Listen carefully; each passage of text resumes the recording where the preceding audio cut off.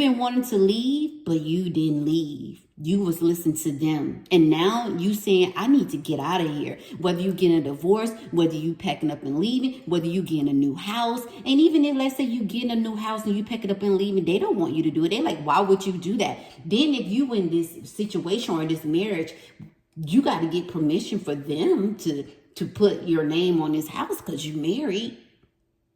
They're like, oh, you married?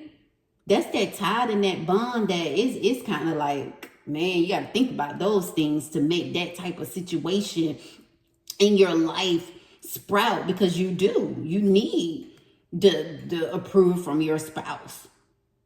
And I say all that because if you moving, they say, oh, well, they signed the papers. That's the reason why you got the house. No, but you the one that did everything. You the one that's working. This person is not doing anything. This person is very comfortable. But on top of that, comfortable with lying, but very comfortable, you doing everything. You paying all the bills and stuff like that. And they bring home eggs and milk and feel like they have done everything. And your family of women, they are saying, yeah, he's a good man or she's a good woman.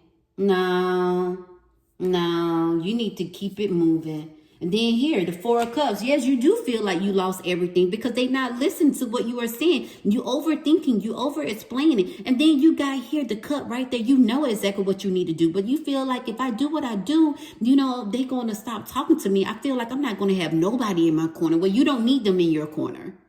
You do not need them in your corner. This situation going to forever keep you down. I don't understand why the women in our families, because I have some too, in our families, don't want us to do better. I remember, long story short, this don't have nothing to do with this, but it's just an example when my ex-husband just up and left me and my 3 kids on Thanksgiving. Up and left. This man did not come back. My grandmama had the nerve to tell me that I should pack my things up with my 3 kids and move to where he was at. He was staying with his mom. Why would I do that? Instead, I stayed where I was at. The house went into foreclosure. I asked him, could he save it? He did not come and save it. I had to start over from scratch. But my family, the women in my family, said that this man was a good man.